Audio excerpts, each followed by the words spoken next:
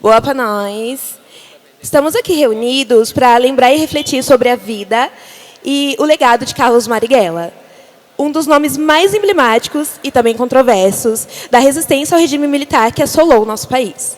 Marighella não foi apenas militante, deputado, preso, torturado, clandestino ou guerrilheiro. Foi uma voz que denunciou o autoritarismo, denunciou as injustiças estruturais e, em determinado momento, entendeu que a luta revolucionária pela justiça social, pela liberdade, pela igualdade, exigia coragem e disposição para enfrentar os instrumentos da opressão. Hoje, ao revisitar sua trajetória, queremos não apenas revisitar a história, mas perguntar: o que dessa memória nos serve hoje? Que heranças, que advertências, que inspirações traz para nossas lutas contemporâneas? Convido as e os debatedores a nos ajudarem a reconstruir esse percurso com honestidade, com pensamento crítico, com a memória e com os valores de justiça. Obrigada por estarem aqui e que nossa conversa seja de respeito, profundidade e amadurecimento coletivo. Peço palmas, por favor.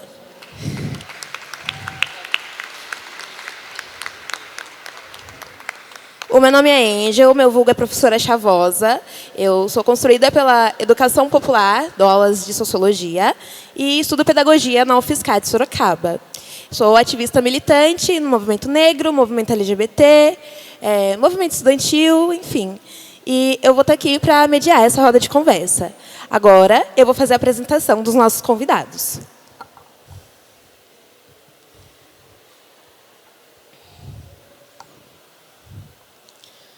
Luana dos Santos Alves Silva, mais conhecida como Luana Alves de Santos, 25 de outubro de 1993, é uma psicóloga, ativista do movimento negro, feminista e LGBT, e política brasileira. É formada em Psicologia pelo Instituto de Psicologia da Universidade de São Paulo e em Saúde Coletiva e Atenção Primária pela Faculdade de Medicina da Universidade de São Paulo.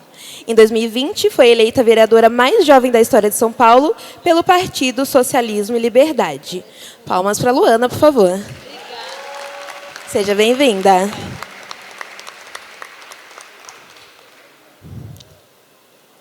Breno Altman, fundador e jornalista do Opera Mundi, de origem judaica. Breno Altman tem militado ativamente e participado de protestos contra Israel. Seja bem-vindo. Palmas para Breno, por favor.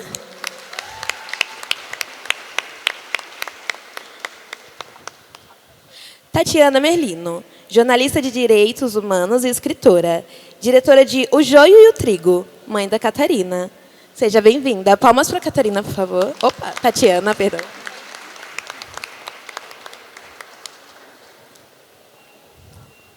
Vladimir Pinheiro, professor titulado de Filosofia da USP, músico e psicanalista. Palmas para o Vladimir, por favor. Seja bem-vindo. E Glauber Braga, militante socialista, deputado federal reeleito pelo PSOL Rio de Janeiro, defensor da nossa soberania e inimigo do orçamento secreto. Seja bem-vindo. Palmas para o Glauber.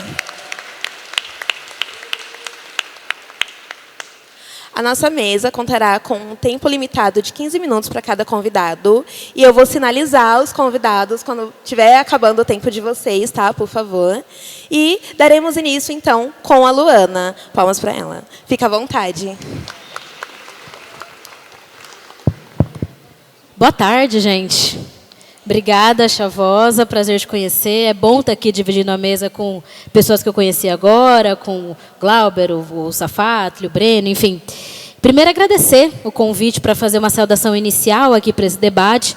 Vai ser, de fato, uma saudação inicial. Vou cometer aquela grosseria de falar embora por uma série de responsabilidades.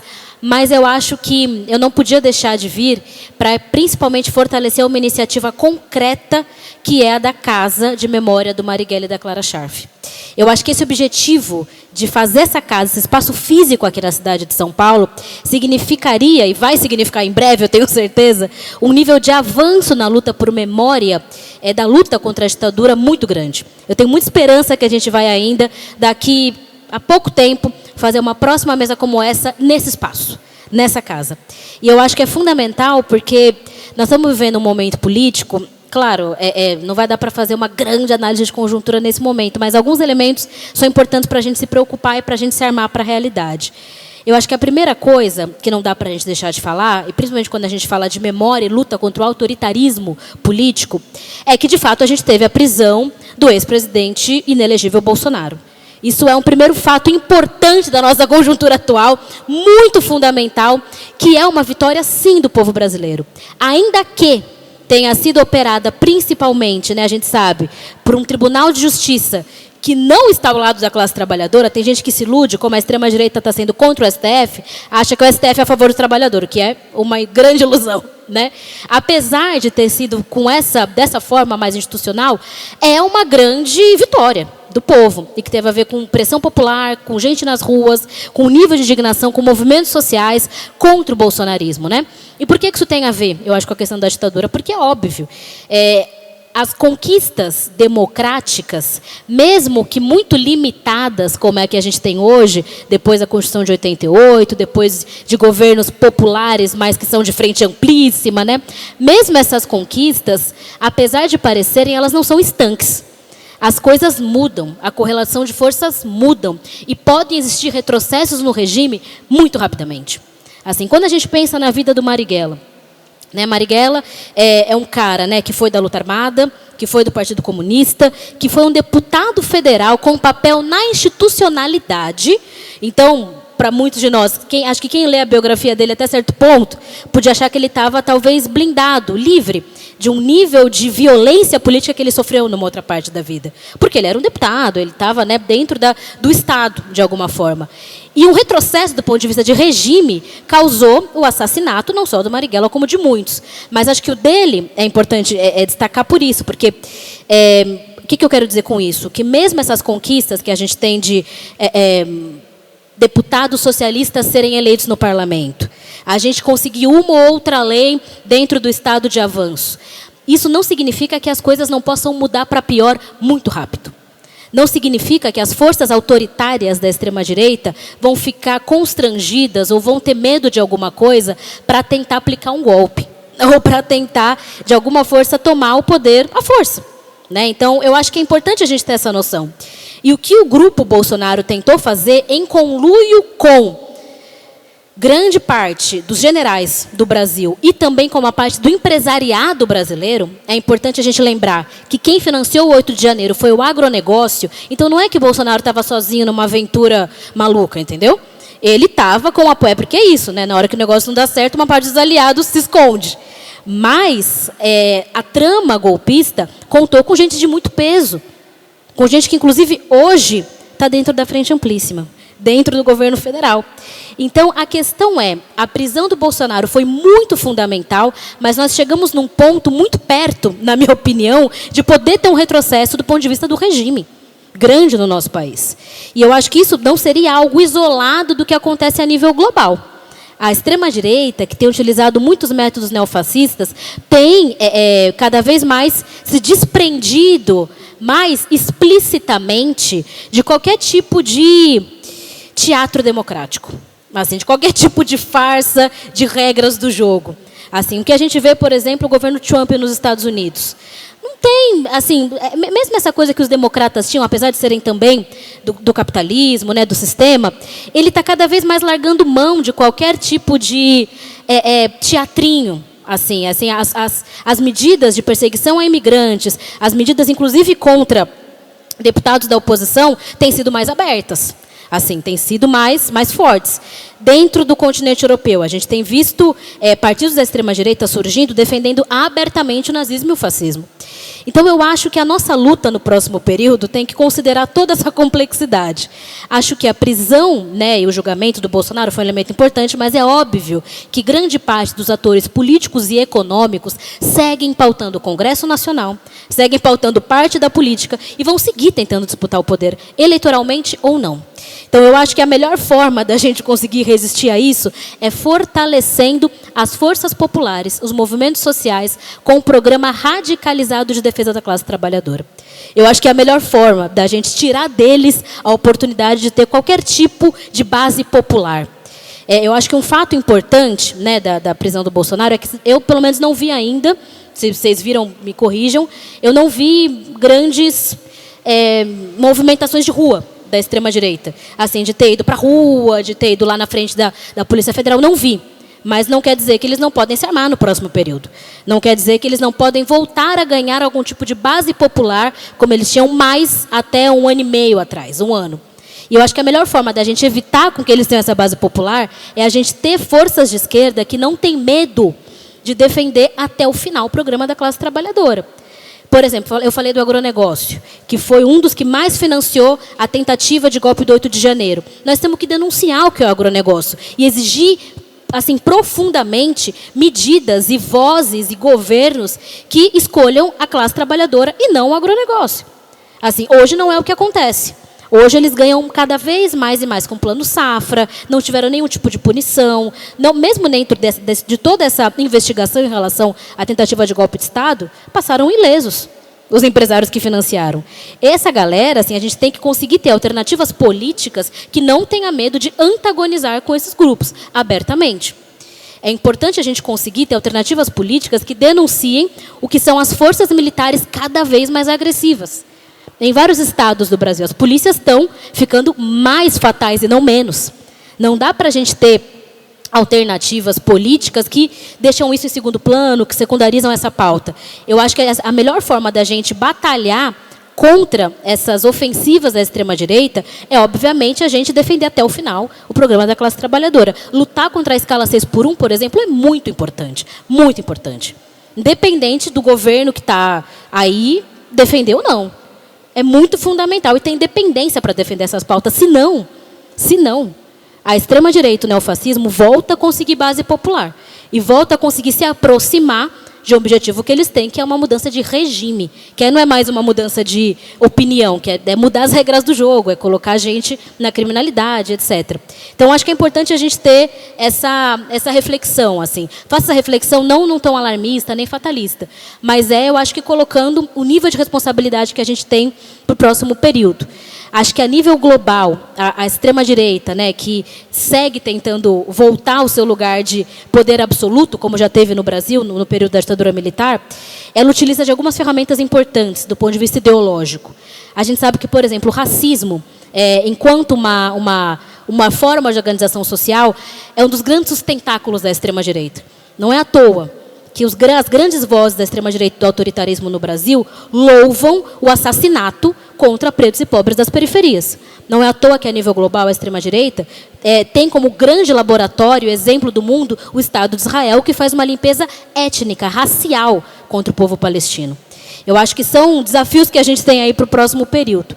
Espero que a gente consiga entender a importância dessas forças de esquerda, mesmo que alternativas, mesmo que fora da frente amplíssima, que tenham uma voz potente o suficiente para impedir esse avanço da extrema-direita de ganhar base popular. Como tendo um programa, levando ele até o final e ganhando força. Claro que é mais fácil dito do que feito, mas eu acho que é por aí que a gente deve fazer. Foi só uma reflexão inicial, espero que a mesa seja interessante. Agradeço muito todo mundo. Eu acho que está todo mundo bastante mexido ainda pela perda da Clara.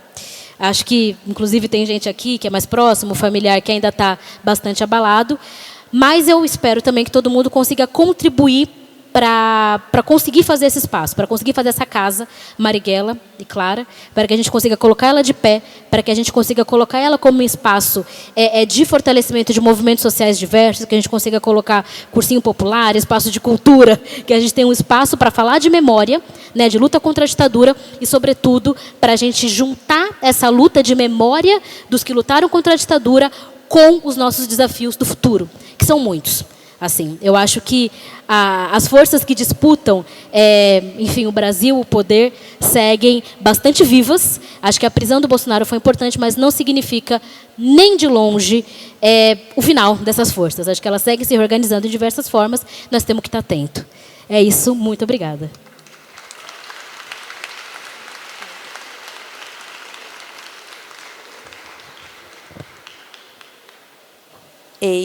Agora sim. Muito obrigada pela excelente participação, Luana. Obrigada por estar aqui presente com a gente. E palmas para a Luana, gente. Agora ela vai precisar se despedir. mas a gente vai dar sequência na nossa roda de conversa com o Vladimir. Por favor, Vladimir, fica à vontade.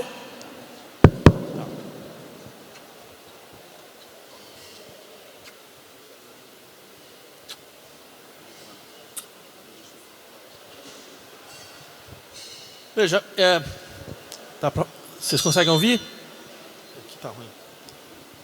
Eu queria, então, inicialmente agradecer o convite de estar aqui, nesse dia, nessa mesa.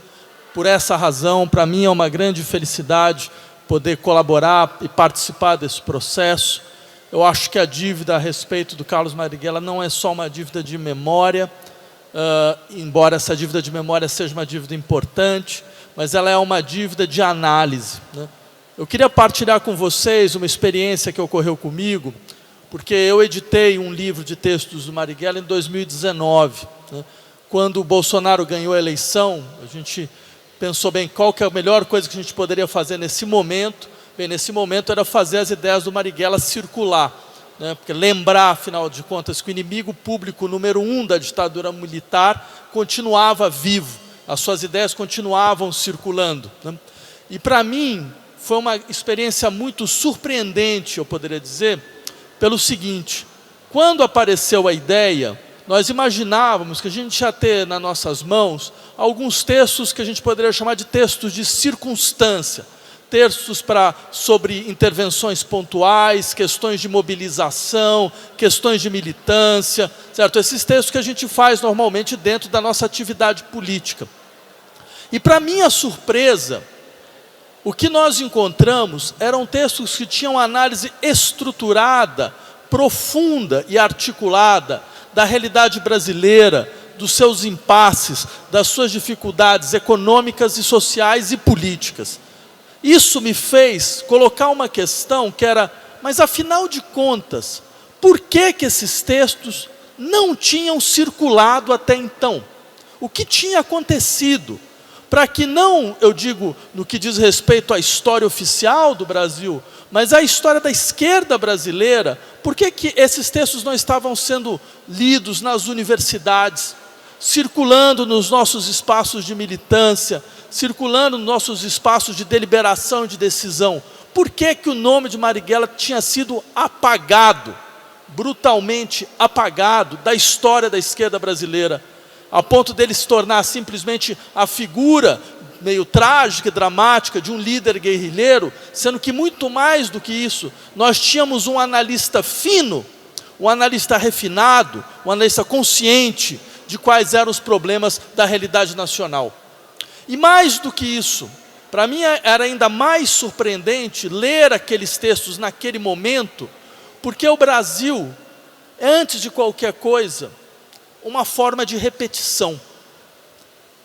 E ler aqueles textos que tinham sido escritos logo após a ditadura, o golpe militar, em 1966, 1967, texto onde ele explicava por que ele tinha rompido com o Partido Comunista Brasileiro, por que ele tinha feito a opção pela luta armada, certo? E explicando quais eram as condições para que o havia levado a fazer essa espécie de luta armada por subtração, quer dizer, não era um horizonte aparentemente natural do seu pensamento. Seu pensamento era a mobilização de massa, dentro das estruturas sindicais, dentro das estruturas da classe trabalhadora. Quer dizer, ler isto em 2019 tinha um gosto muito amargo, porque o diagnóstico que ele fornecia estava de novo na nossa frente. Era a nossa realidade presente. Por isso que eu insisto, não se trata só de um trabalho de memória. Trata-se de recuperar uma capacidade de refletir sobre o nosso presente, ouvindo as vozes mais decisivas da nossa história. Porque quando se analisa bem o passado, certo? Esse passado, essa análise ressoa na reflexão sobre o presente. E qual que era o elemento fundamental dessa análise? O elemento fundamental dessa análise era insistir: nossa política de conciliação e de pacto tirou a nossa força de luta. Era dizer, durante décadas, nós acreditávamos que era possível um reformismo seguro, fraco e seguro, uma conciliação com setores progressista da burguesia nacional, certo? Dentro de uma lógica que depois ele mesmo vai cunhar esse termo, uma lógica reboquista. Reboquista por quê? Porque nós ficávamos a reboque dos setores da burguesia nacional que aparentemente eram nacionalistas, eram progressistas, poderiam compor conosco. Por quê? Porque nós temos essa fantasia muito própria do Brasil ser um país da revolução impossível, dela nunca poder ocorrer. Porque, afinal de contas, nós temos a mobilização suficiente, não temos essa mobilização, porque aqueles que estão contra nós, eles estão sempre a postos de dar um golpe, de voltar com força. Então, colocar esta questão já é completamente interditada desde o início, né? Qual foi o resultado? Era muito interessante o texto. Era dizer, veja, por causa disso, nós não estávamos nem preparados para a possibilidade de um golpe. E o que aconteceu em 2015, 16, 17, 18? Nós não estávamos nem preparados para o golpe parlamentar que nós vimos. Um golpe feito com gente da nossa casa, com um sujeito que era vice-presidente dentro do nosso próprio governo, certo? Que depois monta o ministério com pessoas que tinham feito parte do ministério anteriormente, ou seja, foi quase uma espécie de golpe dentro da casa. E que mostrava um dado muito claro, a fragilidade desta lógica, que nos paralisa, que alimenta a frustração de setores descontentes da população, e que no final das contas nos deixa completamente vulneráveis. Este diagnóstico que ele tinha feito em 1964, 65, se repetia mais uma vez. Mais uma vez. E claro, isso coloca um problema objetivo das forças de transformação social brasileira. Elas fizeram uma aposta, elas fizeram uma escolha que não funcionou. Uma vez, não funcionou uma segunda vez, e vai continuar não funcionando. Nós sabemos muito bem de todos os riscos no qual nós estamos, no momento no qual nós nos encontramos. Esses riscos não são só brasileiros. Nós estamos diante de uma ascensão de um fascismo global. Eu costumo dizer, esse dado é um dado que muitos de nós não tinham no seu horizonte. Se há 10 anos atrás alguém me falasse que o fascismo global, a ascensão do fascismo global era o pior problema que nós teríamos em 2025, 2026, eu ia achar que a pessoa estava delirando. Ou ia achar que a pessoa estava, na verdade, fazendo um exagero. Podia ter algum tipo de riscos institucionais, mas nada nesse sentido. Hoje nós vemos que não. E nós vemos que nosso país é um dos campos de batalha privilegiados desse processo. Porque, afinal de contas, nós estamos falando de um país que teve o maior partido fascista fora da Europa, durante os anos 30, é um país constituído no apagamento, no esquecimento, no silenciamento das violências raciais, das suas violências de extermínio, de genocídio contínuo, uma violência que não está no passado, uma violência que faz com que nós possamos, por exemplo, um governo possa matar 120 pessoas dentro de um bairro do Rio de Janeiro. Essas 120 pessoas estão lá na nossa frente, nós estamos vendo os seus mortos em fila, e isto não gera nenhum tipo de indignação social. Isso não gera nenhum tipo de sentimento da absurda violência que é o elemento normal da sociedade brasileira. Certo? Ninguém vai ser punido, ninguém vai ser preso, ninguém vai ser julgado por uma coisa como essa. Um país como esse não tem como continuar, hipótese alguma. Eu acho que um dos elementos fundamentais do Marighella é dizer, este país não tem como continuar. Não é possível que ele continue. Todas as nossas forças têm que ser mobilizadas para todas as formas contínuas de luta, sejam armadas ou não, para que este país pare de existir de uma vez por todas e um outro possa aparecer no seu lugar. Então, acho que esta colocação, esta compreensão, volta hoje para nós. Nós sabemos dos nossos riscos, nós sabemos dos nossos medos, nós sabemos de qual é a configuração de forças, mas também nós sabemos uma coisa: se nós não conseguirmos ser fiéis a este horizonte, que é o horizonte de uma recusa fundamental a este pacto social baseado no sangue e na violência, certo? Dessas populações a todo momento destroçadas, massacradas, com massacres que são típicos coloniais, massacres administrativos, onde as pessoas são mortas sem nome, onde as pessoas são mortas sem família, as pessoas são mortas sem história a todo momento. Certo? Se nós não mostrarmos que é possível algo de outra natureza, radicalmente diferente, nós nunca vamos conseguir sair dessa condição de reboque, a reboque. Acho que essa é a grande lição que o Marighella nos deixa e que nós estejamos à altura dessa lição. Era isso. Muito obrigado.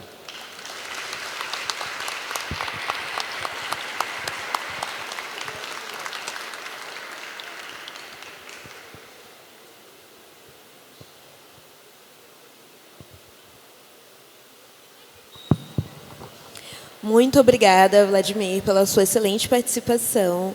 E agora eu vou chamar aqui na nossa roda de conversa a Tatiana Merlino. Fica à vontade, você tem 15 minutos. Obrigada. Boa tarde a todas, todos e todes. Boa tarde, meus colegas aqui de mesa. Eu sou a Tatiana Merlino. Eu sou jornalista de direitos humanos e eu sou militante de direitos humanos também.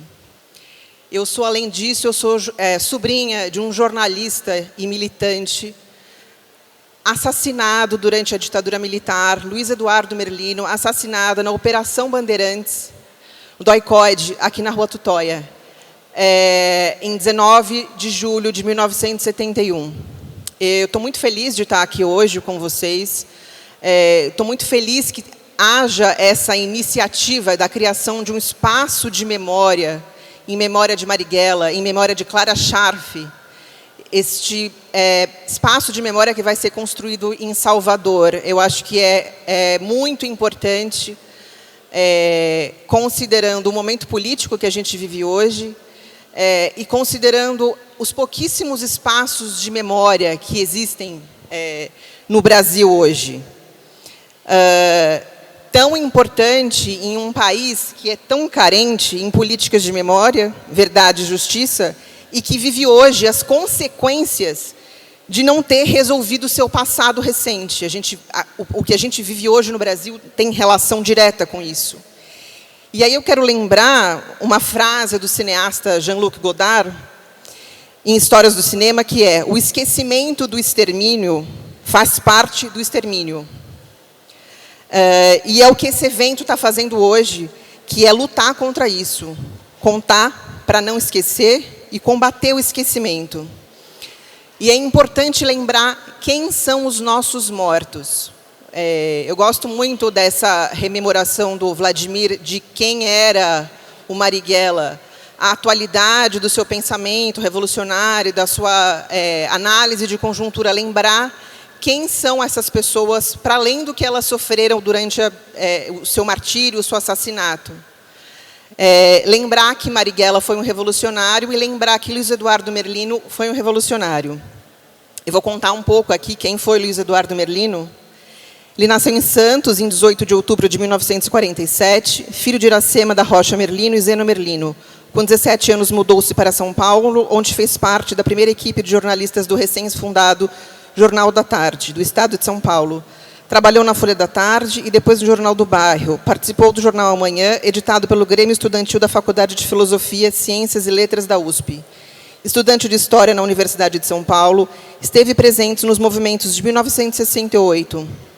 Esteve presente no 30º Congresso da UNE em Ibiúna, em setembro de 68, fazendo a cobertura jornalística para a Folha da Tarde. Militante trotskista, atuava no Partido Operário Comunista quando foi sequestrado em 15 de julho de 1971 na casa de sua mãe, Iracema, em Santos, e levado à Operação Bandeirantes, na Rua Tutóia, em São Paulo, de onde nunca mais voltou. Tinha, então, 23 anos de idade.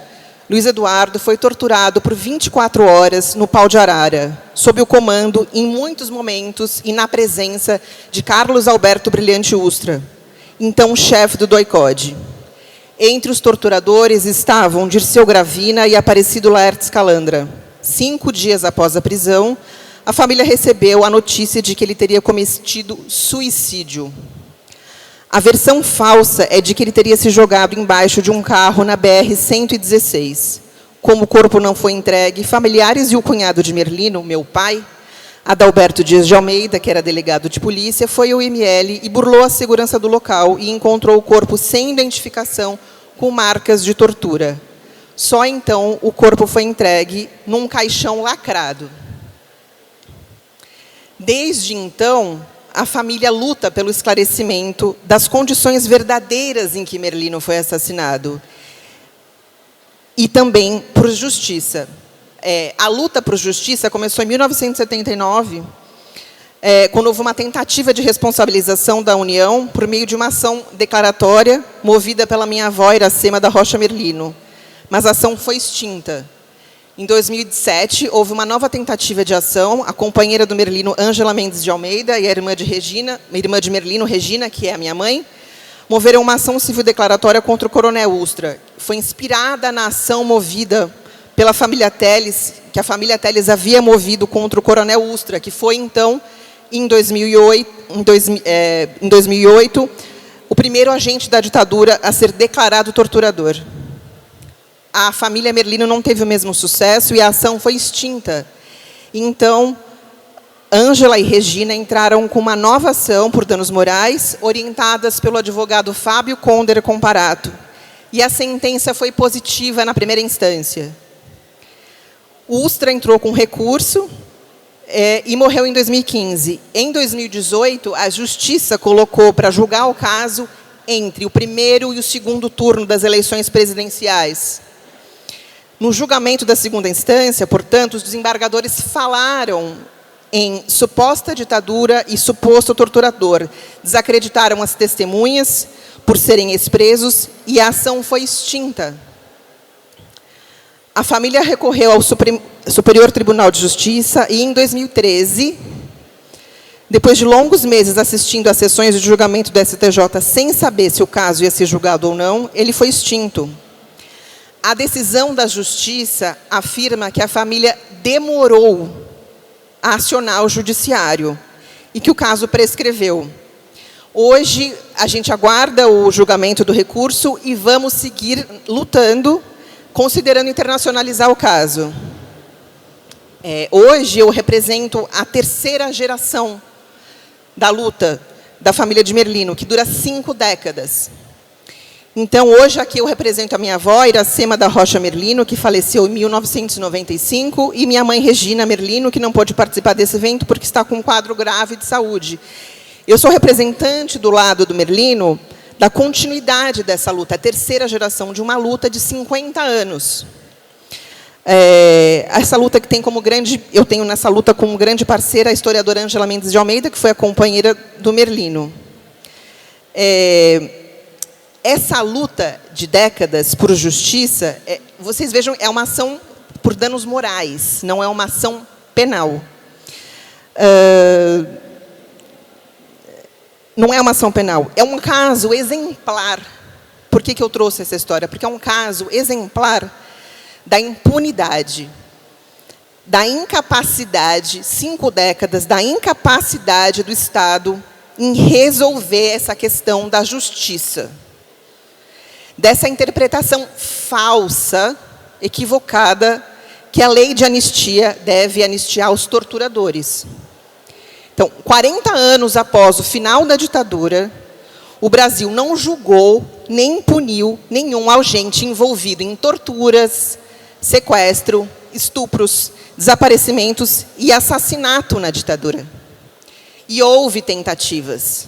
Porque, em 2010, o Brasil foi condenado na Corte Interamericana de Direitos Humanos, no caso do guerrilheiro Araguaia, a buscar e localizar os restos mortais dos desaparecidos políticos das vítimas e investigar e responsabilizar os agentes envolvidos nos crimes. Então, o Ministério Público Federal entrou com diversas ações penais contra vários agentes, mas a Justiça não aceitava, a partir desta interpretação equivocada de que os agentes foram anistiados pela lei de anistia. Inclusive, há ações do Ministério Público Federal contra os assassinos do Marighella e contra os assassinos do Merlino. E o que a gente conseguiu no Brasil hoje, de políticas de memória, verdade, são resultado da luta dos familiares, de muita luta. inclusive juntando o ônus da prova, que é o que as famílias vêm fazendo há décadas. No caso do Merlino, fomos nós, a família, que entrevistamos, juntamos os testemunhos numa espécie de quebra-cabeças, com toda a história do seu martírio, da tortura. Fomos nós que fomos atrás dessa história, não foi o Estado brasileiro. Recentemente, esse ano, com a retomada das políticas de memória do governo federal, a Comissão Especial de Mortos e Desaparecidos do Ministério de Direitos Humanos, que tinha sido extinta durante o governo Bolsonaro, teve uma iniciativa muito importante, que foi a entrega da retificação dos atestados de óbito de pessoas mortas e desaparecidas durante a ditadura militar.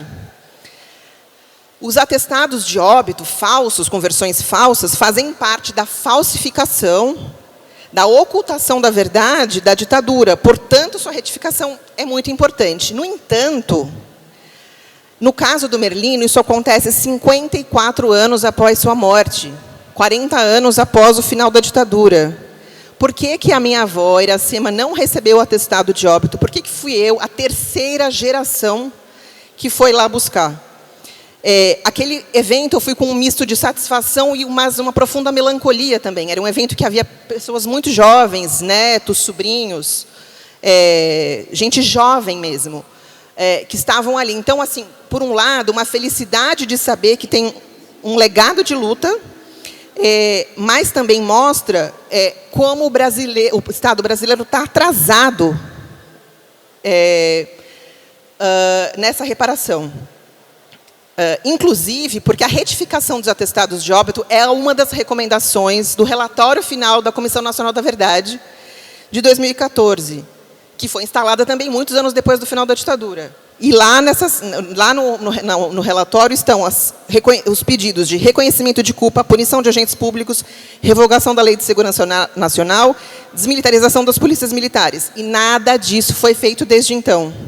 Então, nesse Brasil da impunidade, o fato de não termos conseguido fazer justiça tem uma relação direta com as continuidades das violências que existem no Brasil de hoje, no Brasil democrático, entre aspas. No que resta da ditadura, como o documento, o livro coordenado, editado pelo Vladimir Safatli e pelo Edson Telles. Essa continuidade da violência praticada contra as pessoas pretas, pobres e periféricas, repetidamente, desde o final da ditadura. E isso acontece porque houve a manutenção da figura do inimigo, da cultura da impunidade dos crimes cometidos por agentes do Estado e a continuidade da existência das polícias militares, essa naturalização da violência dos agentes do Estado. Os legados da ditadura são os crimes de maio de 2006, a chacina recente do Rio de Janeiro, e isso está muito claro nas frases dos cartazes das mães das vítimas do estádio de hoje, que falam, nas favelas, a ditadura não acabou. E o legado do não acerto de contas com os crimes da ditadura é ter eleito para a presidência um apologista da ditadura e também, o outro legado é a tentativa do golpe de janeiro de 2023. Acho que é importante frisar também, quando a gente fala de luta, que há uma conexão, um fio histórico que une os familiares das vítimas da ditadura e os familiares das vítimas da violência do Estado de hoje. Há uma continuidade de luta, porque é uma mesma luta. Então, acho que a nossa tarefa, como militantes de direitos humanos, é sempre fazer essa relação, juntar essas lutas, de dizer que não há impunidade dos crimes de ontem e de hoje, sem anistia para os crimes cometidos pelos agentes da ditadura, sem anistia para os crimes cometidos pelos agentes do Estado na democracia e sem anistia para os golpistas de 8 de janeiro. E quero reafirmar aqui meu compromisso com a luta por memória, verdade e justiça, por Luiz Eduardo Merlino, por Carlos Marighella e todas as vítimas da violência do Estado, de ontem e hoje. Obrigada.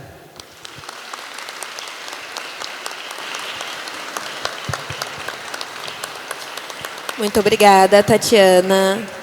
Enquanto a Tatiana falava, eu fiquei aqui refletindo. Quantos Merlinos existiram e a gente sequer chegou a ouvir falar deles. Porque houve esse apagamento, né? E a ideia é que realmente se apague, que realmente a ideia do Estado opressor, né? Que realmente se apague a história de todo aquele povo que sofreu na ditadura militar.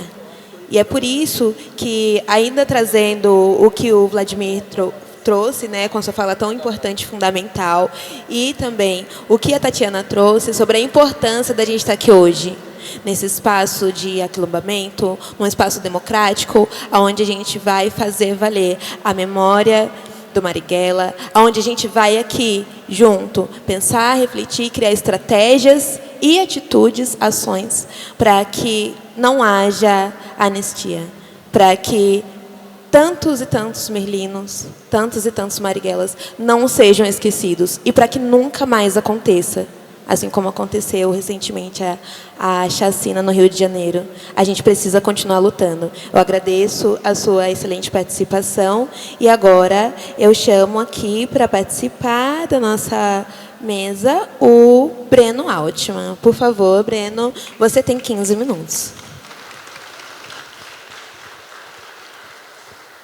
Boa tarde a todas e a todos. Quero agradecer muito o convite de estar nessa atividade, uma atividade destinada a impulsionar a campanha pela construção da Casa Carlos Marighella e Clara Scharf na Bahia. Para que serve história e memória?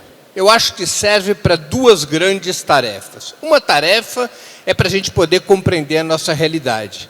É fundamental para que possamos entender os dias de hoje, que nós compreendamos os processos históricos.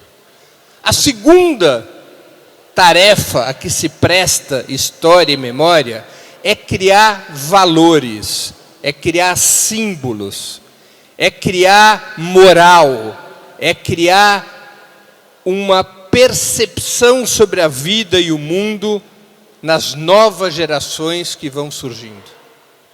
Quando se decide homenagear lutadores como Carlos Marighella e Clara Scharf, fundamentalmente o que nós estamos fazendo é entregar o legado desses dois revolucionários às novas gerações.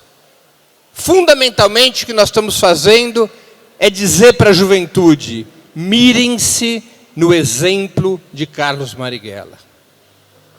Formem-se pelo exemplo de Clara Scharf. Pessoas que entregaram suas vidas pela causa da emancipação do povo brasileiro. E é por isso o empenho de tantas pessoas para construirmos esse memorial na Bahia. Carlos Marighella é um dos grandes símbolos da resistência à ditadura militar. Quando nós nos reunimos para lembrar Carlos Marighella, não é principalmente da sua morte que nós devemos nos recordar. Claro, devemos permanentemente denunciar o assassinato de Carlos Marighella no dia 4 de novembro de 1969, na Alameda, Casa Branca. Mas o legado principal de Carlos Marighella não é o seu martírio, é a sua vida. É aquilo que está escrito no seu túmulo lá na Bahia. Não tive tempo para ter medo. É a vida de Carlos Marighella que nós devemos permanentemente homenagear, e é na vida de Carlos Marighella que nós devemos nos inspirar. Não se trata de copiar as posições políticas que ao longo da sua vida Carlos Marighella adotou. Nós vivemos outros tempos, sempre são outros os tempos conforme a história avança. O que nós devemos nos inspirar em Carlos Marighella e Clara Scharf é na sua atitude perante a humanidade. É na sua coerência, é na sua entrega, é na sua valentia. Carlos Marighella não foi assassinado por acidente. Desde muito jovem, ainda nos anos 30, no combate ao Estado Novo, ele sabia que aderir à luta revolucionária era viver permanentemente entre a vida e a morte.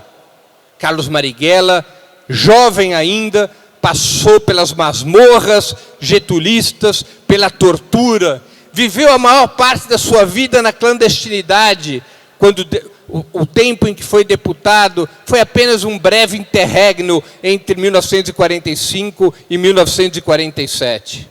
Carlos Marighella não lutava por privilégios, não lutava por benefícios materiais, não lutava por ascensão social, não lutava por espaço político, não lutava, Vladimir, nem pelo mandato dele de deputado.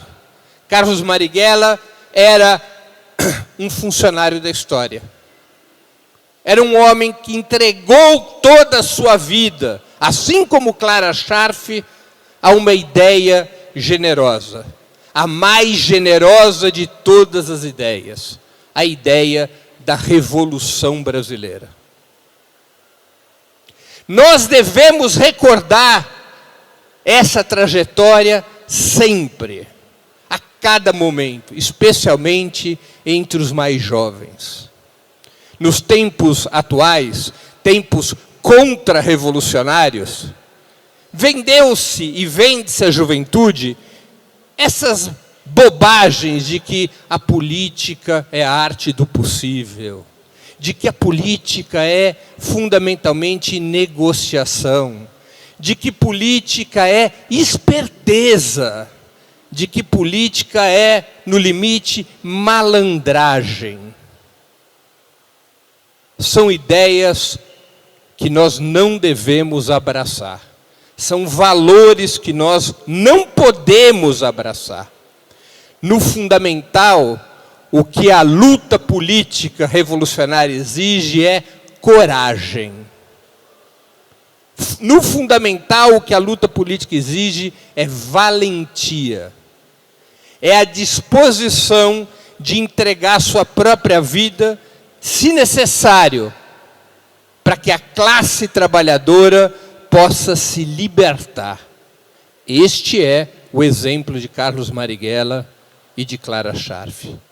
É claro que política exige também negociação, esperteza, articulação, mas se essas outras valências não estão a serviço de um projeto revolucionário, políticos de esquerda que têm essas valências, sem estarem entregando sua própria vida a um projeto revolucionário, não passam de políticos medíocres, de políticos domesticados, de políticos que estão submetidos à própria ordem, que de palavra podem dizer até que querem transformar.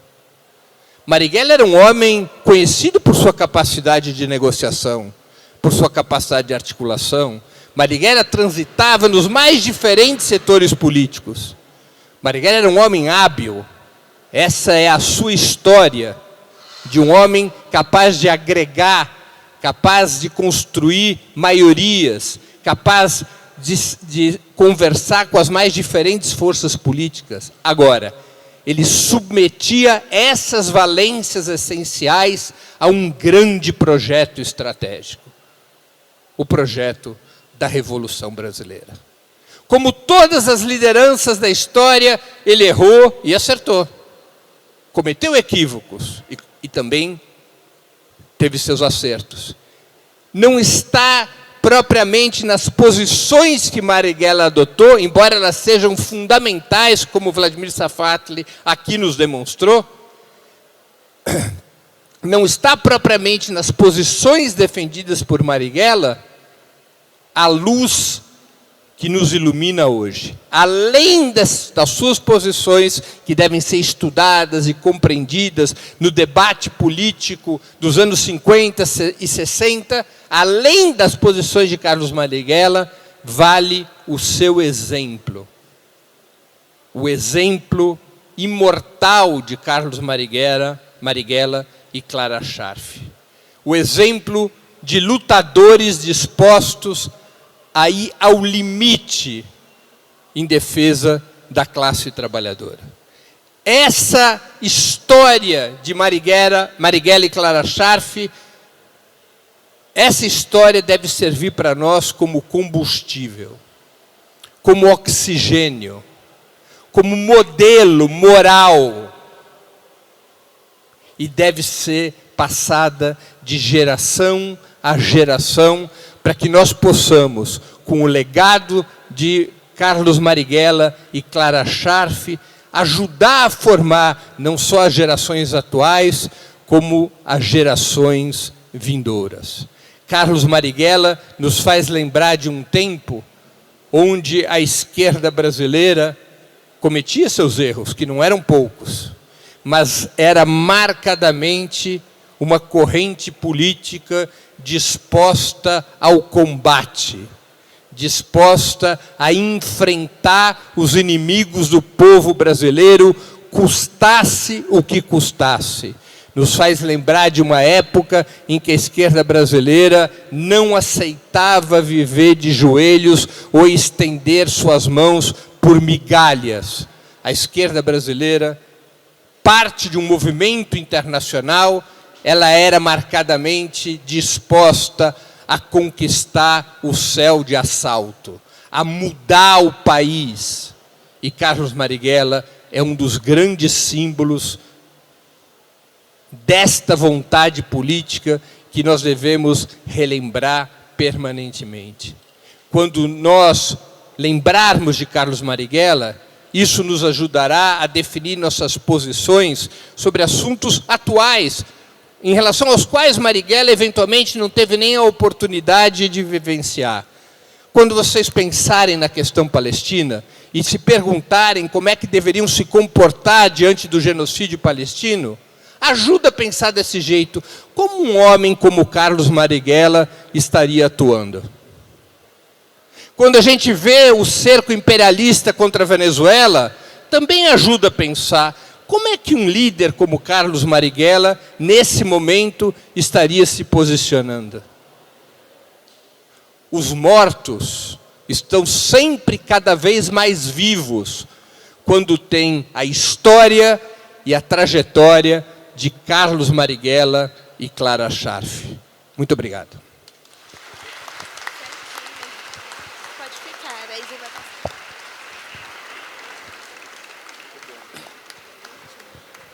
Muito obrigada pela excelente participação, Breno. E eu achei fundamental assim, a sua fala quando você trouxe sobre a importância de a gente pensar do legado, da história, da luta por democracia, da luta por justiça social que Carlos Marighella construiu. É importante a gente lembrar, sim, de sua morte, mas principalmente do seu legado e pensar o que nós hoje estamos fazendo. O que está acontecendo na realidade do país? Atualmente, a gente tem aí a prisão, né, do ex-presidente e presidiário Jair Messias Bolsonaro. Mas tem muita coisa que a gente precisa fazer. Existe muita luta, houve muita luta até a gente chegar nesse ponto. E existe muita luta ainda que a gente precisa trilhar. E é muito importante que a gente faça, como o Breno trouxe para a gente, que a gente se inspire em como o líder Carlos Marighella, ele agiu. O que eu posso fazer hoje enquanto militante, o que nós podemos fazer hoje enquanto sociedade para fazer valer sua memória e sua luta. Obrigada pela participação e agora eu convido a mesa para participar do debate. Glauber, palmas.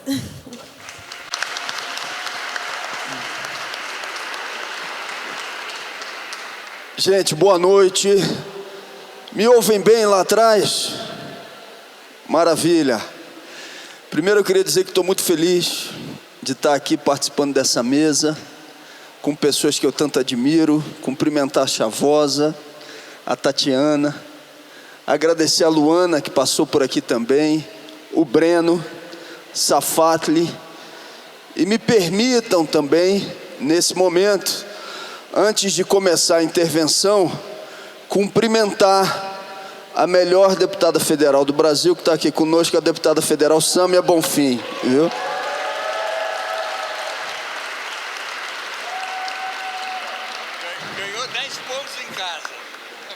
Falo porque é. Ganhou 10 pontos em casa depois dessa. Marighella é meu amigo. E eu começo falando desse jeito, porque é exatamente hoje o que eu sinto. Mas como é que eu posso falar de uma amizade se eu sou nascido em 82 e Marighella nos deixou fisicamente muito antes, ou um tempo antes? Mas eu começo por aí lembrando uma pergunta que eu fiz. Eu não lembro exatamente qual é o motivo, mas me chamaram para participar de uma live, acho que foi no período da pandemia, com o ministro de Relações Exteriores da Venezuela, o Arreaça.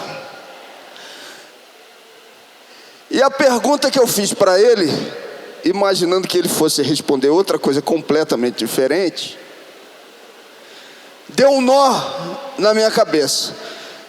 Eu disse para ele o seguinte: ministro, aqui no Brasil, parte da mídia tradicional o tempo inteiro fica fazendo comparações do presidente Chaves com Bolsonaro. O que o senhor poderia nos dizer sobre isso? E eu imaginei que fazia essa pergunta e que a resposta dele fosse ser um conjunto de argumentos racionais demonstrando a diferença. E ele me respondeu da seguinte forma: isso é um absurdo. O presidente Chaves era um homem bom, que abraçava as crianças nas ruas. E parou por ali. Não precisou complementar essa pergunta que eu fiz a ele. E nesse mesmo sentido eu digo: Marighella é meu amigo. Hoje eu perguntei para o meu filho, porque meu filho Hugo tem 4 anos. Não à toa se chama Hugo, viu? Lá em casa é uma homenagem dupla. Por parte de pai, uma homenagem a Hugo Rafael Chaves Frias, nascido em Sabaneta de Barinas. Por parte da mãe, uma homenagem a Hugo Moreno. Esse encontro foi realizado dentro da nossa casa, Breno. Você imagina? É um romance. É mais do que um romance, mas é uma história de amor, com certeza. Mas dito isso, eu perguntei ao pequeno Hugo hoje: meu filho, ele é apaixonado pelos amigos, pelo Rafael e pelo Gabriel. Ele fica nessas viagens para lá e para cá e pela Tite. E o lugar que ele prefere ficar é em São Paulo. E eu perguntei para ele hoje: meu filho, você gosta tanto dos seus amigos, o que é amizade? Ele falou: as pessoas que gostam das pessoas. Aí eu perguntei para ele: e por que você gosta dos seus amigos? Ele falou: porque eles são meus amigos, eu adoro eles. E ele não precisou também concatenar um conjunto de argumentos para dizer por que ele ama, por que ele adora, Fernanda, o Rafael, o Gabriel e a Tite. Eu sinto hoje, depois dos meus 40 anos, Marighella como uma figura presente. Nos momentos mais difíceis, mas também numa relação de conforto político. Breno, aqui na sua intervenção, falou do para que serve a história e de como isso pode ser importante para uma compreensão e para uma projeção de futuro. Marighella,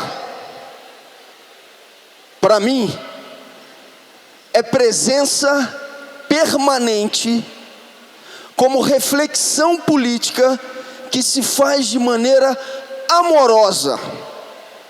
Apesar de eu nunca ter apertado a mão de Marighella, de ter dado um abraço em Marighella. Na primeira etapa do golpe, no voto do impeachment contra Dilma,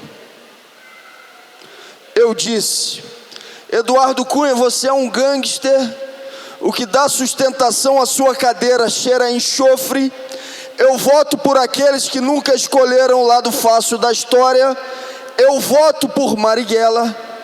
E depois fiz a citação de outros personagens históricos que enfrentaram as suas épocas o arbítrio, o poder. Diferente do que possa parecer, eu naquela época não conhecia muito do Marighella, mas eu sabia que ele era considerado o inimigo número 1 da ditadura. E não há forma melhor de definir quem são os seus amigos com a avaliação de quem os odeia, de quem não os aguenta, de quem não os aceita. E até hoje, apesar de ter citado o nome de várias pessoas, é o nome de Marighella como incômodo permanente que se repete nos círculos para fazer um questionamento da fala ou até para comemorar. Tomando uma cerveja um dia lá em Nova Friburgo com o presidente estadual do meu partido hoje no Rio, deputado Flávio Serafini, ele virou e disse: com aquele seu voto, Glauber, quando veio a citação de Marighella, eu pensei comigo mesmo, vai cair nos braços da militância, mas vai desagradar uma parcela significativa da sociedade. Pode ser. Mas por quê? Se Marighella é uma figura incontornável para quem quer fazer uma discussão sobre o que é a representação da luta socialista, da radicalidade política e da revolução. Se ele é uma figura incontornável, ele tem que estar presente nas nossas falas, nas nossas bocas, nas nossas reflexões, de maneira cotidiana e permanente. Mas o mais importante foi o incômodo que Marighella gerou nos inimigos. Eduardo Bolsonaro, quando vai a público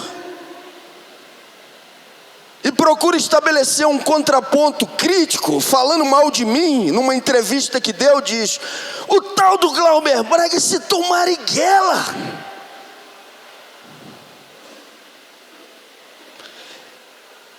O pessoal tinha um deputado estadual na Assembleia Legislativa, na época da votação do golpe, deputado estadual, o Anderson Nogueira.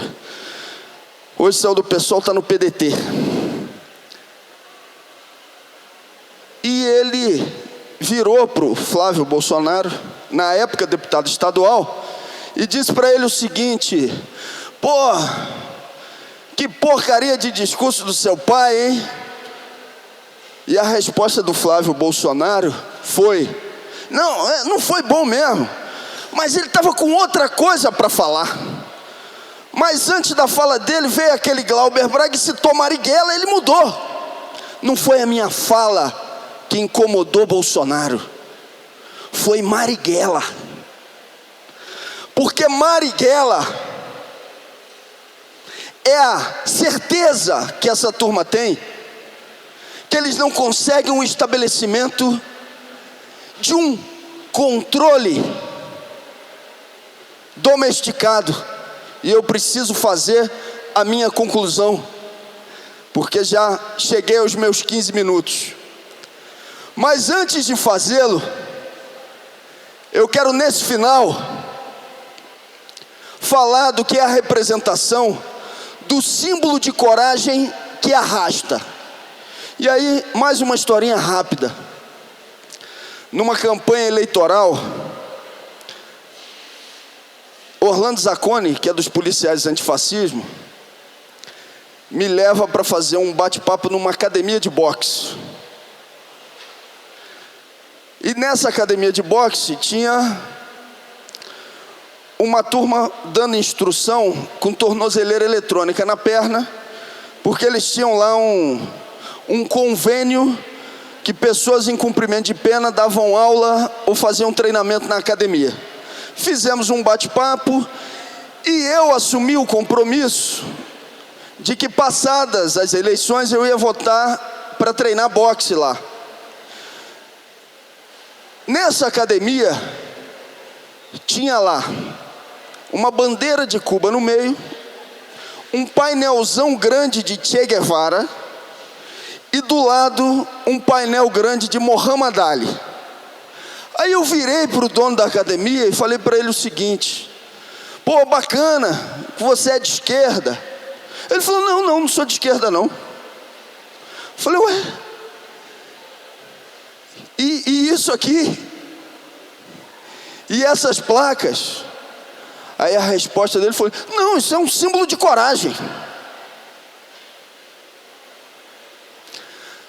O símbolo de coragem, representado por Marighella, ao contrário de ser, como se pode imaginar, por um discurso ou uma reflexão moderada, algo que afaste setores que são fundamentais para virar o jogo, é o exemplo de uma energia vital, de uma energia de quem escolheu a vida, que pode ser fundamental para trazer para o nosso lado aqueles e aquelas que estão desalentados e que não necessariamente são organizados ou organizadas em algum movimento, ou numa corrente política, ou num partido político.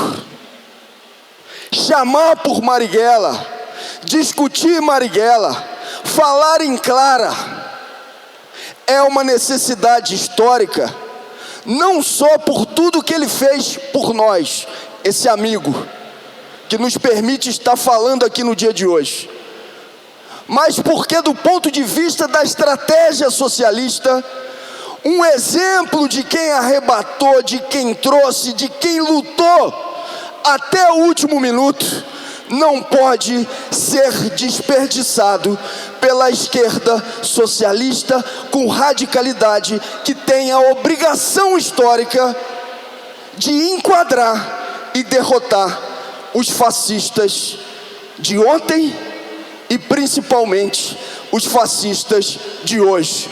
Viva a luta daqueles e daquelas que não se entregam! Viva Clara! Viva Marighella!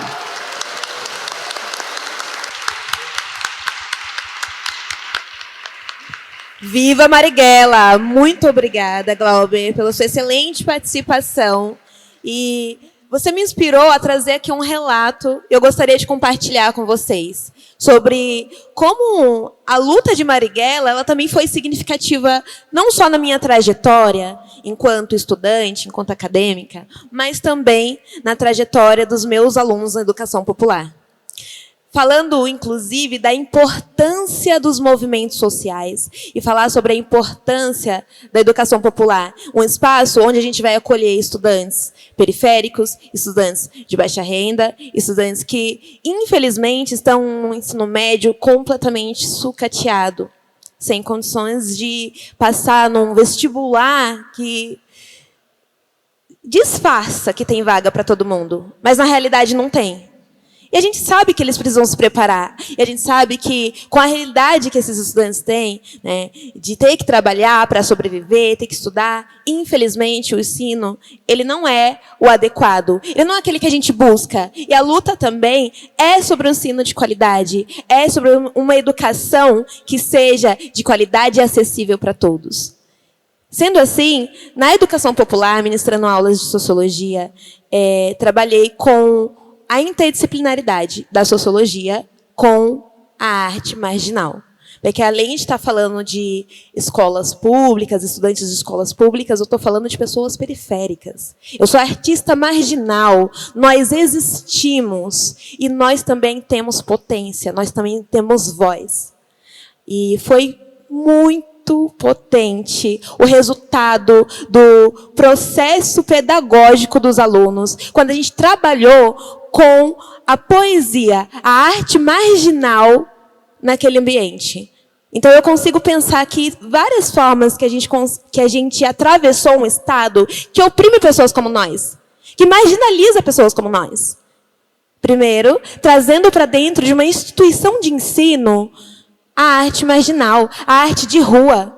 Eu entendo que quando eles criminalizam a arte periférica, eles criminalizam as periferias, e eles estão criminalizando a gente enquanto periféricos. No momento que a gente chegou com os dois pés no peito das portas da instituição de ensino e trouxe a poesia e a arte marginal para lá, isso foi também um momento de revolução. E ali, Marighella esteve presente.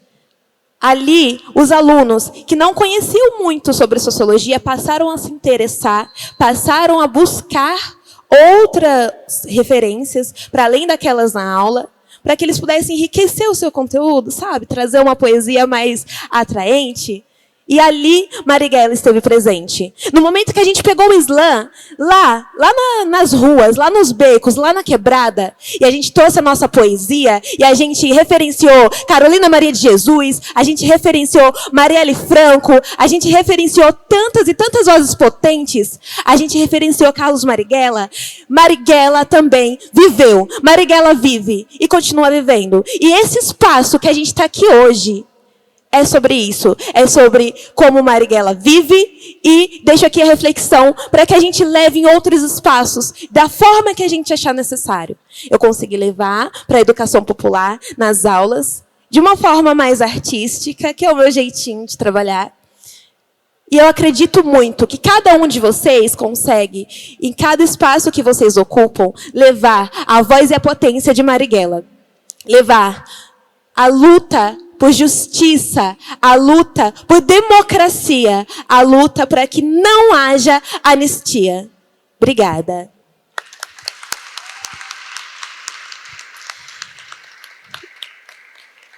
E agora, eu gostaria de abrir para perguntas. Então, temos aqui nossos convidados. Um convidado foi embora? Mas ele vai voltar? Tá, então, temos aqui nossos 3 convidados.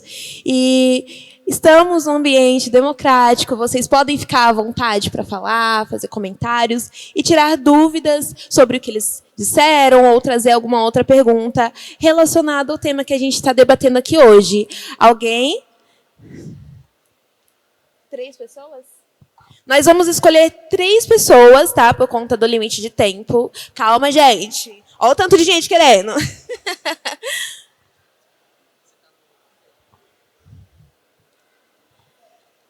E aí, vocês têm de 3 a 5 minutos. Você pode escolher para quem você vai perguntar, ou faz uma pergunta solta, e quem quiser responder, fica à vontade. Oi, boa noite. Salve a memória de Marighella e da Clara.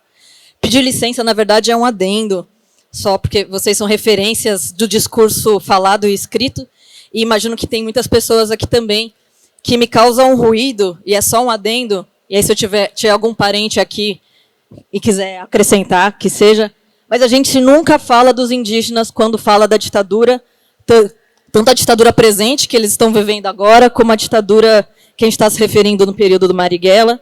Justamente um povo que teve, só pelo relatório Figueiredo, que são uma parte, uma fração, os povos indígenas, né, que de alguns povos teve 9.000 pessoas assassinadas durante o período da ditadura, né, um número subestimado, e que estão vivendo essa ditadura, esse genocídio cotidianamente, né, com crianças sofrendo tiro na cabeça, Guarani, Caiová, meses atrás, e ninguém se manifestando, ou seja, o fascismo ecológico com pistoleiros dando tiro, ou contaminações de mercúrio, enfim. E a gente sempre fala dos presos políticos, da população preta, mas nunca fala dos indígenas quando fala de ditadura. Eu acho que a gente tem que passar a falar dos indígenas quando se refere à ditadura militar. Isso é um tema urgente, porque a gente vai entrar em 2026 com uma Comissão Nacional da Verdade Indígena, uma luta do Marcelo Zelic e dos povos indígenas, e a gente precisa levar esse tema em pauta. E é um tema urgente, porque eles não foram investigados, não tem nenhuma retratação, como em uma maioria, e eu acho que é uma pauta importante. Então, é só um adendo e uma licença, viu?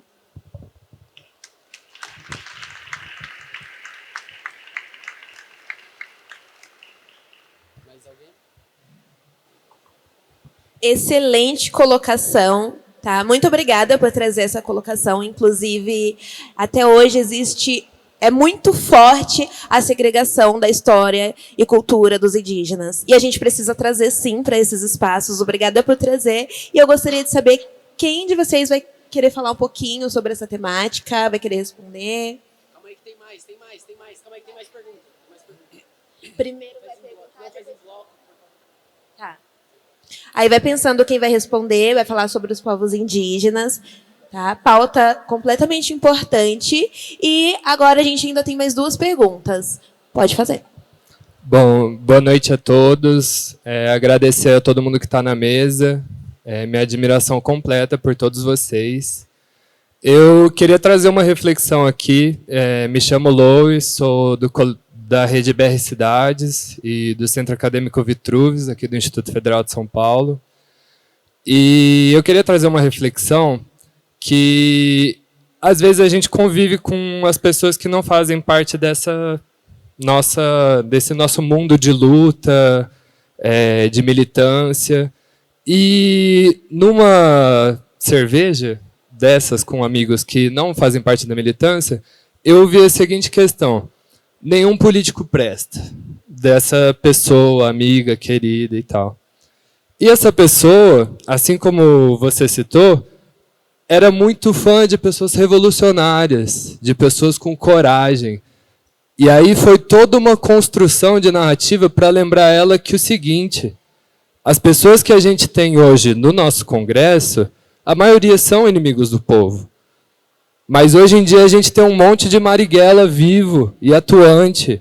A gente tem o Renato Freitas lá em Curitiba, a gente tem o Glauber aqui, a gente tem a Luana, a gente tem a Sâmia, e infinitos outros que estão aí diariamente botando a sua vida ali, o seu rosto. A gente sabe que, como foi citado aqui antes, não está garantido a nossa democracia com votação. Eles vão tentar dar golpe de Estado na gente amanhã, depois de amanhã. E vocês, e todo mundo que se bota para fazer parte desse campo democrático, de entrar para a política, faz parte dessa revolução também. Às vezes as pessoas acham que quando a gente está dentro de uma instituição, a gente saiu do campo revolucionário. E eu quero relembrar que vocês não saíram e são inspiração para uma galera e para a juventude, tá ligado? E é isso. Não parem. Nunca. É isso.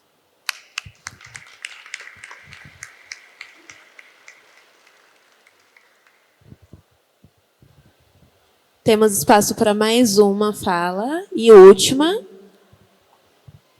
Obrigada pela sua colocação. Opa, boa tarde aí aos companheiros que estão nessa luta por nós, né?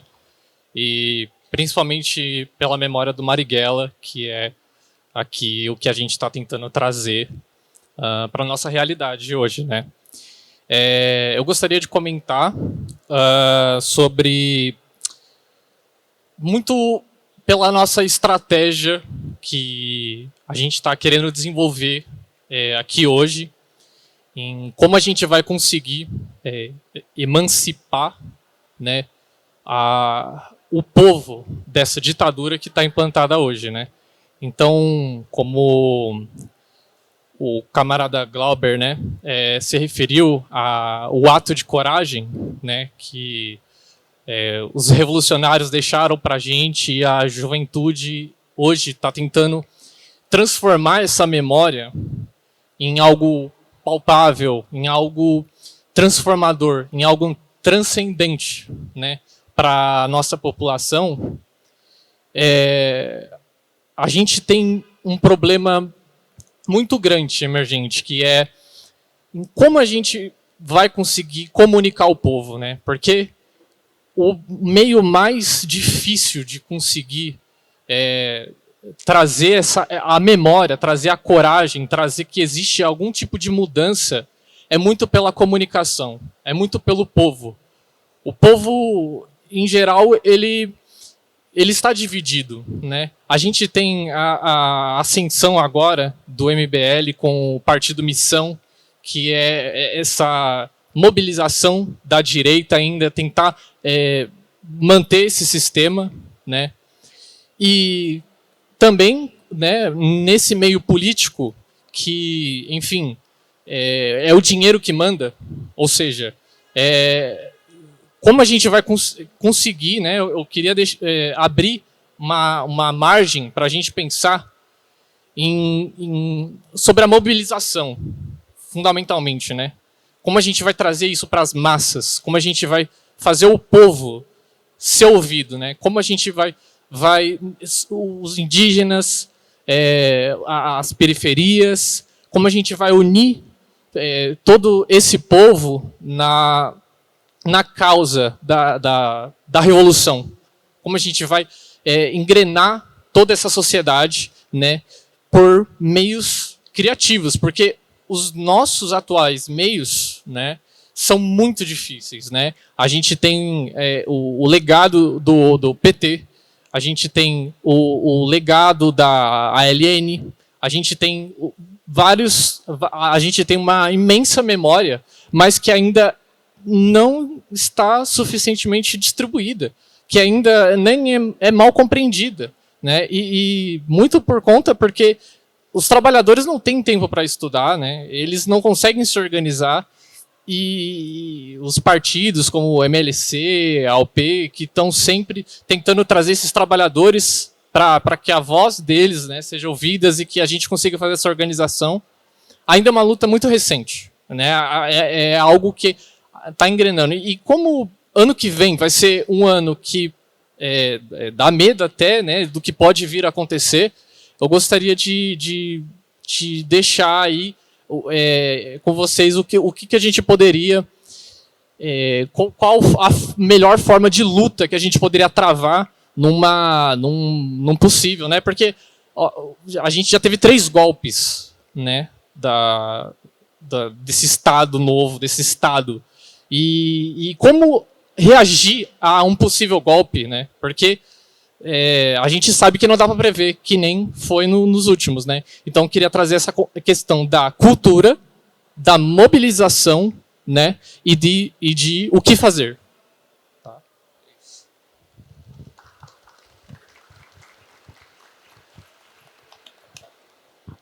Muito obrigada pela sua colocação.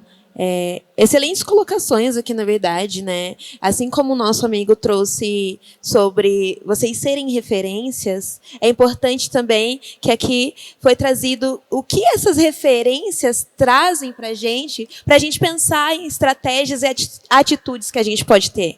Porque é importante a gente conversar, a gente pesquisar, a gente estudar, mas a gente precisa saber o que a gente vai fazer, quais serão os próximos passos. E também estava esperando alguém falar sobre como sobre a pauta dos povos indígenas. A gente precisa falar sobre eles. Super necessária a sua colocação, e obrigada por isso, porque não tem como a gente falar da ditadura militar sem a gente falar da opressão dos povos indígenas. Não tem como a gente falar sobre isso se a gente parar para olhar no contexto histórico. Não acabou. Até hoje, os povos indígenas continuam sendo oprimidos e ameaçados, né? Mortos. Então, eu deixo aqui a opção para vocês. Quem vai responder a qual pergunta? Quem vai falar? Vamos começar pela questão dos povos indígenas. Você vai falar? E, então, fica à vontade. Você tem 5 minutos.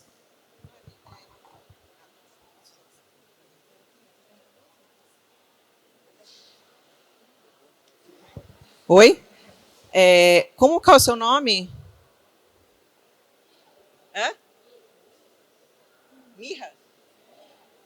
Mirra, eu achei seu adendo absolutamente oportuno. Acho que tem uma dívida do Estado brasileiro e da militância também, de falar sobre o tema dos indígenas.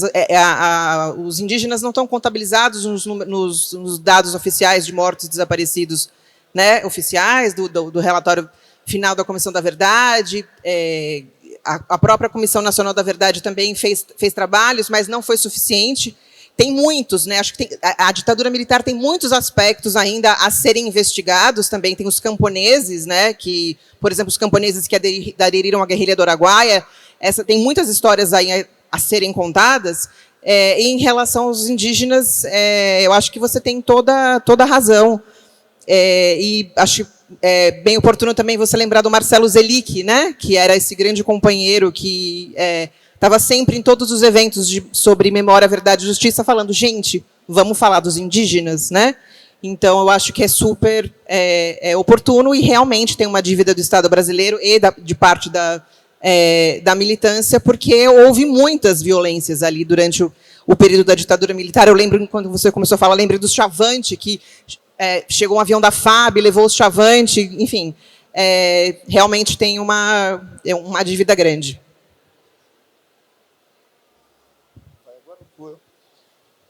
Luiz, posso? Já é a próxima pergunta, né? Luiz. Muito obrigada pela sua colocação.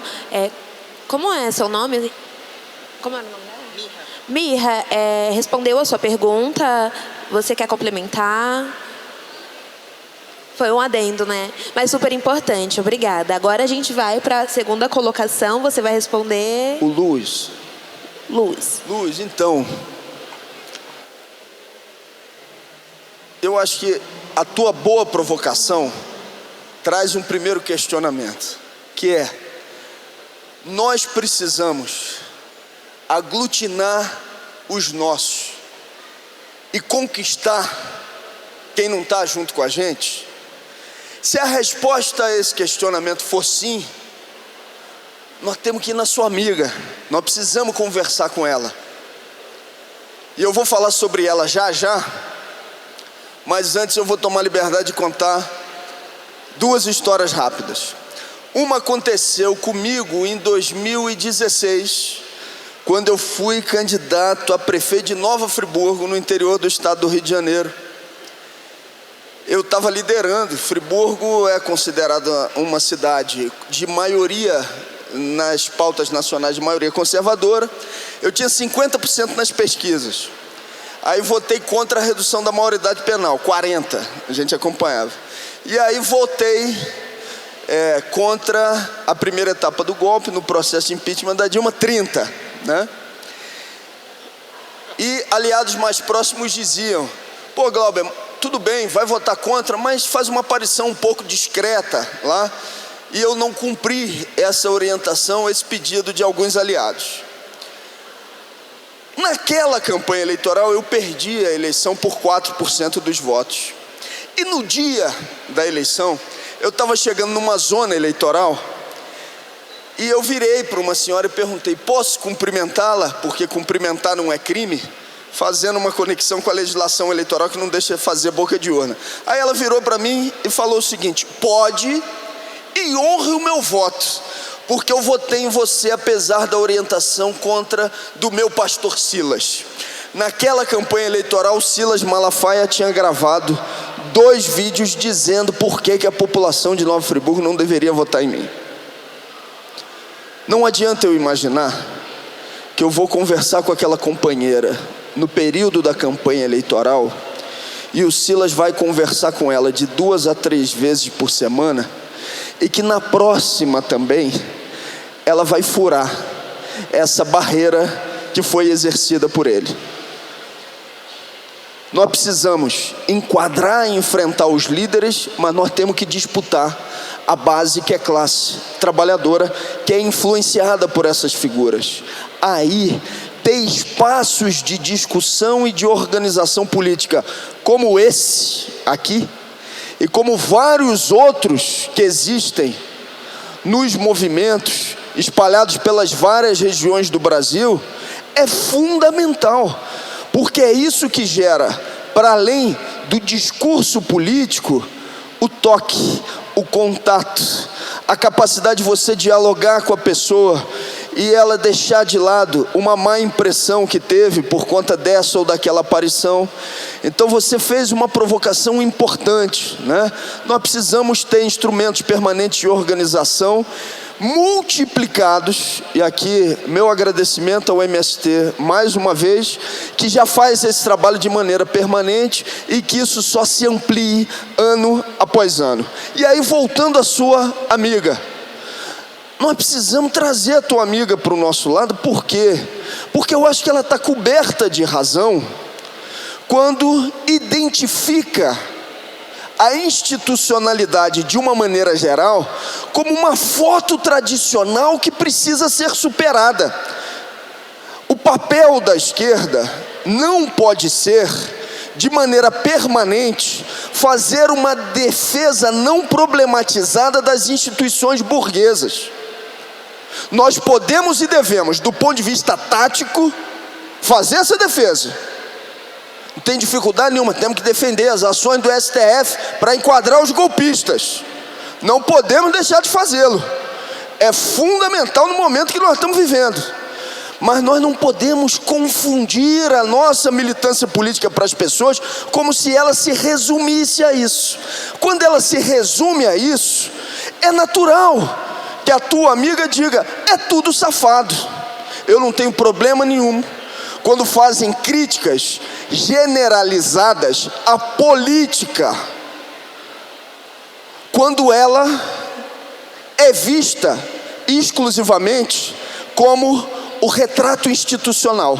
Eu acho que a nossa tarefa, em diálogo com a sua amiga, é demonstrar que nós não somos o retrato institucional, e esse é um papel mais nosso do que dela, em diálogo com ela, para que ela consiga desenvolver essa tarefa junto conosco.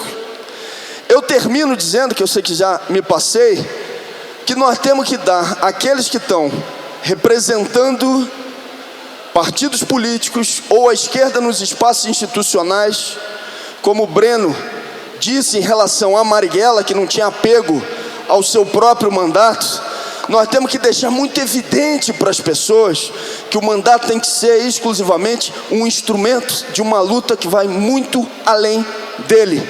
E isso se faz se a gente der cumprimento àquela que foi a orientação de Lênin.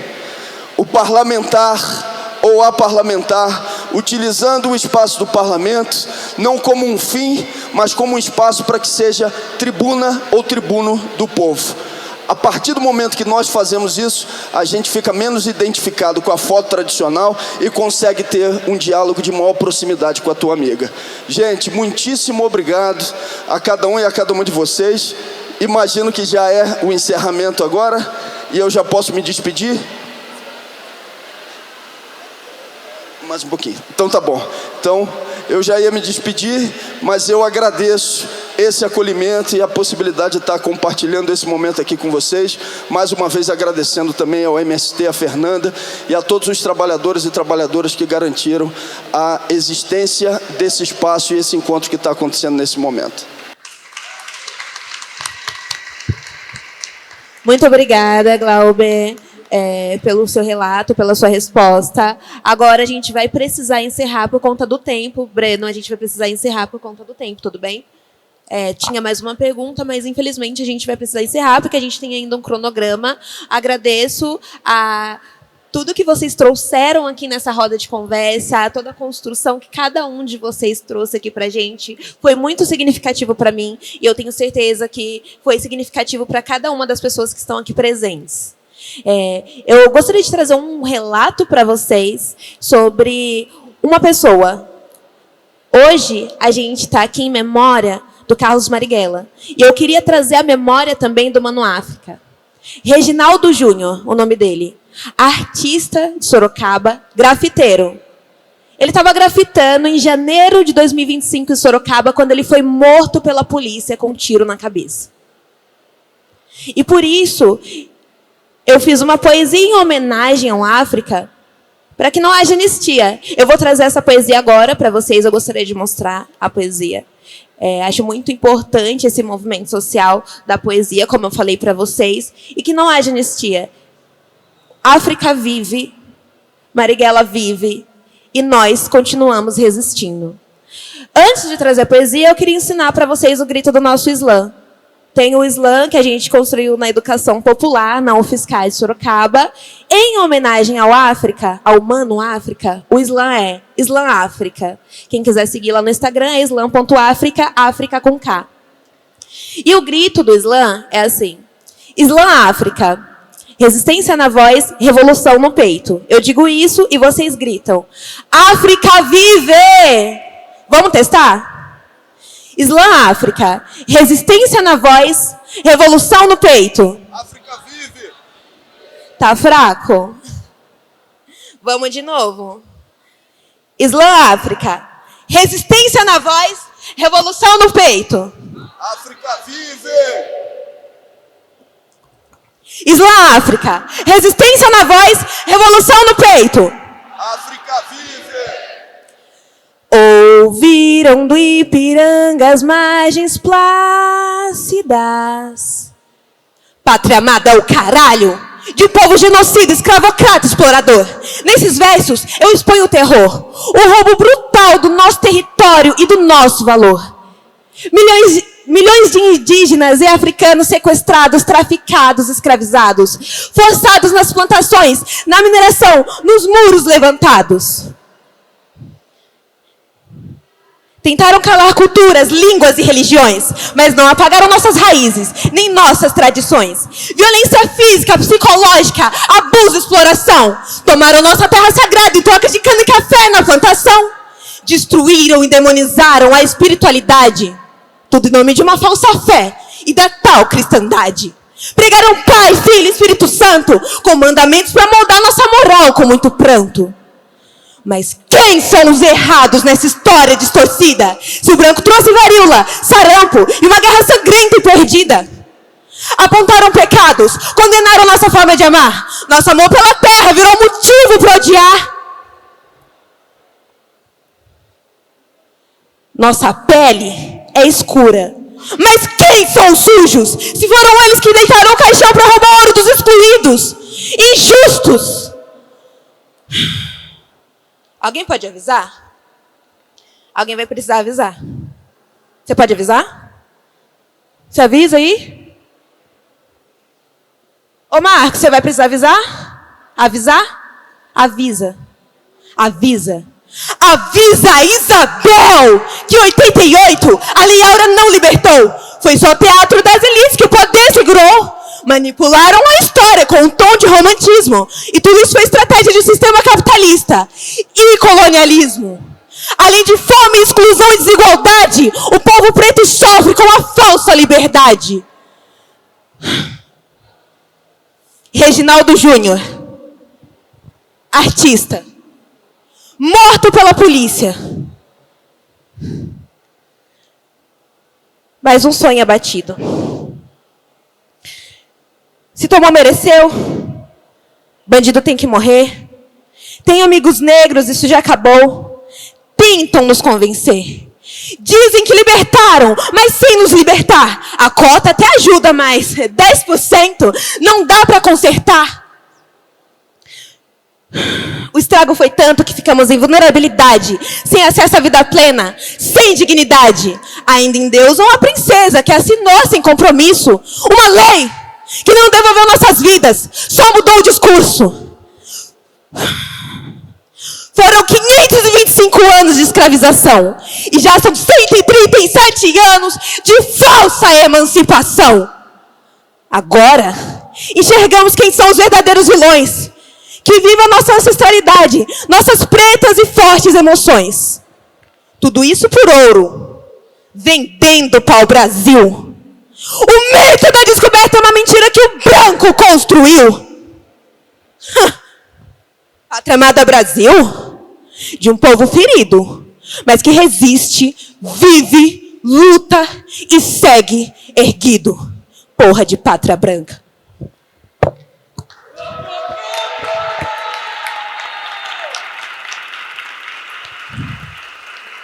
Muito obrigada. Obrigada, pessoal. Eu vou chamar alguma coisa, a gente vai encerrar aqui porque não dá mais tempo, tá bom? Deixa eu colocar aqui que eu esqueci a pessoa.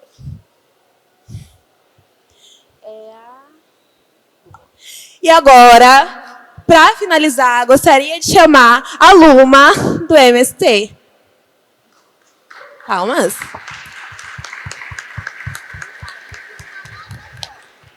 É um país de uma nota só.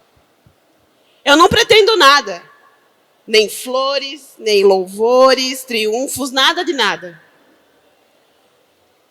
Somente um protesto, uma brecha no muro e fazer ecoar.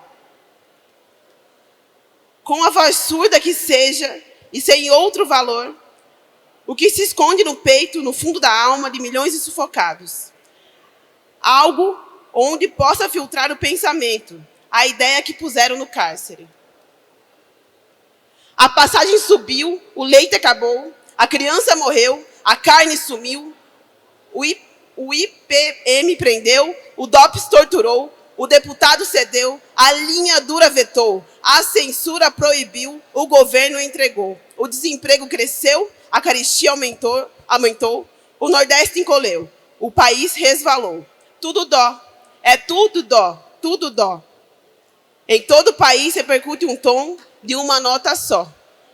Carlos Marighella, com essa poesia, representando os tempos que vivemos, mas também tempos de esperança, que nossos companheiros que vieram hoje participar desse momento representam são esse símbolo, mas principalmente esses companheiros que estão aqui, que são muito valorosos para o Movimento Sem Terra. Então, em nome do Movimento Sem Terra, mas também em nome da Casa Carlos Marighella e Clara, a gente queria agradecer com uma singela lembrança, não é nada demais, aquele bonezinho de sempre. Muito obrigado, companheiros que compareceram no debate. Ainda teremos mais uma programação, então não saiam daí, mas muito obrigada a vocês que puderam nos contribuir com esse momento de hoje.